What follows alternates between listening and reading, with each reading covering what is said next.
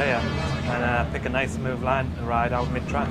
Seems to me, Sam, that the guy that gets away at the front is going to win at the minute. That's not great. Right now, everybody's just trying to figure it out. Like Gary says, just trying to figure it out. And the inside gates haven't been the best, and that's normally pretty good around here. So guys are probably thinking where they want to fall into these other heats to kind of get a better gate position possibly. But the guys that are winning are the guys that are going to be comfortable. Well, we've got no Danes that have gone through, Kelvin, much to your disgust. Well, it's unusual. It's unusual because about a decade ago it was pretty much the other way around. We used to get a few beatings off the Danes, but they're not quite so strong at the moment. But I think one or two guys are actually struggling with the conditions. You know, they looked a bit like Jimmy Nilsson looked a bit uncomfortable on the track, and Tony Casper certainly did. They seem to be struggling to keep the speed up. OK, well, Heat 9 we're coming up with in a minute. Wiltshire, Casper, Nilsson and Screen. Joe's out there, and so is Tony Millard, who's going to give us the lowdown. Well, I can tell you we're almost cooking here in the commentary box, and the action's pretty hot on the track as well. On the inside, Todd Wiltshire goes in red, following his victory in Heat 5. Tony Casper goes in Gate 2, following his second place in Heat 6. Jimmy Nilsson, the Swede, in white goes from Gate 3. Remember, he came third in Heat 7. Second chance to get back in it. And Joe Screen goes on the outside in yellow and black. Peter Collins, Joe Screen needs something a bit special here. He certainly does. He's got to put one of those starts together if he's going to progress, because, like we said, Tony, the last two here go out, and you've got to be in the top two. Well, the first two here go through to the main event. The last two are eliminated. You could say it's a last chance for all four of these riders in this one, because each has come third or fourth in previous race. There we look along the start line now. Joe Screen is on the outside below us in yellow and black and gets a slow start here, but now he's picking it up around the outside. In red there, it's picked up by Todd Wiltshire. In white, Jimmy Nilsson, and Joe Screen now is left at the back, and it looks as if it's going to be abject. Oh, he's down again, Joe Screen, on that top bend. He tumbles into the fence for the second time running and rebounds, but Joe Screen's Grand Prix days in this Grand Prix at Brandon tonight are surely over. Todd Wiltshire in red down that back straight is going well, the Aussie. Ahead of him, second place, Jimmy Nilsson, the Swede in the white helmet colour. Back in third place, and also tumbling out will probably be Tony Casper. Disappointment for him, but away we go now down that back straight with Todd Wiltshire keeping the Aussie flag flying here with a lap and a quarter to go, looking in prime form at the moment.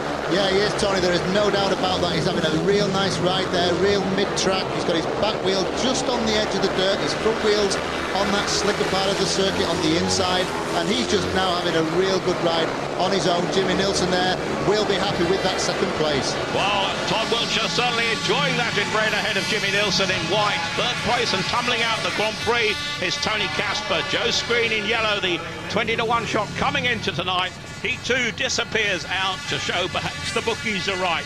But certainly Todd Wiltshire in red helmet colour and in white, Jimmy Nilsson march on. A great effort by Todd Wiltshire to take the checkered flag there and see himself safely through to the main event. And from the start, well, it was anybody's battle here, but Joe Screen was slowly away. Yeah, Joe's on the outside there. He doesn't quite make it to the first corner. He's next to Jimmy Nilsson. Jimmy gets a bit of a push from Todd Wiltshire, and Joe's right on the wrong end of that stick. He's right out wide, and again, this is the start. Todd Wiltshire in the white leathers makes a good start just on the back wheel.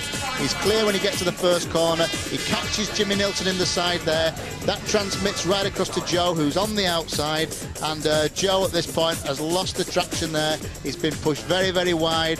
His wheel's spinning out there, but then when we get down to the bottom end, Joe has a real good blast around the outside of Tony Casper. He's just lining him up now. Now this is the point where Joe fell earlier. He overslides it going into the turn and straight down into the fence there. And very unfortunate. Just shows just how much Joe a racer he is. Well, certainly from Joe Screen's point of view, disappointment. No such disappointment for Todd Wiltshire and Jimmy Nilsson. But there's one Brit, Joe Screen goes out. One who's having a great night is Martin Dugard. He's with Susie Perry. Well, check this out. Number 23, Martin Dugard, through to the main event. Must be a relief. Yeah, after the last Grand Prix I was in here, I did 2 rides and went home, and yeah, things are going good at the moment. You're riding your own race out there.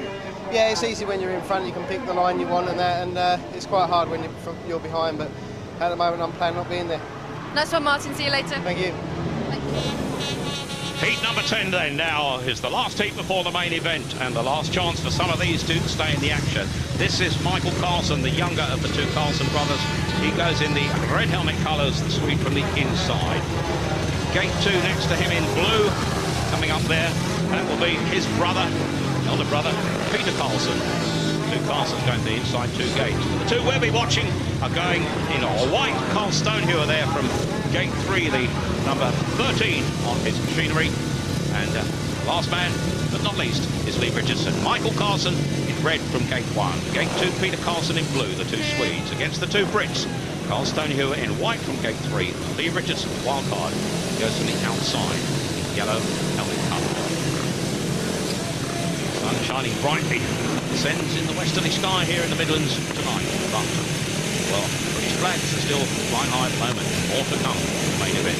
But just wonder, these two, there's camera here, Richardson yellow, Carl Stonehewer white. Who's the good in this one?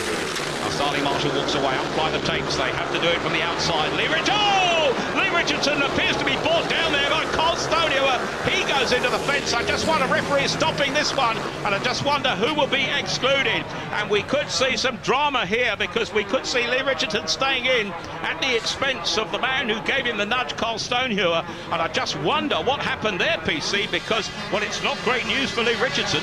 Well, I think that's what we call the first bend bunching thing again. Unfortunately, the rider on the outside, Lee Richardson, was just in the wrong place. We can see what happens here when they come from the gate here. The rider in blue gets a nudge from the rider in red. Carl Stonehewer in the white was in the middle of that sandwich. And on the outside, Lee Richardson's gone straight down into that air fence.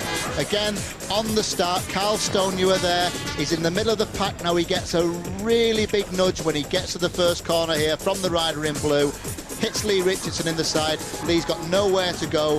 That does happen here quite regularly at Coventry, and I'm sure all 4 riders will be back in. Well, I know in this Grand Prix, Tony Steele, our referee, has the benefit of looking at the replays before he makes a decision, but it certainly was very close to our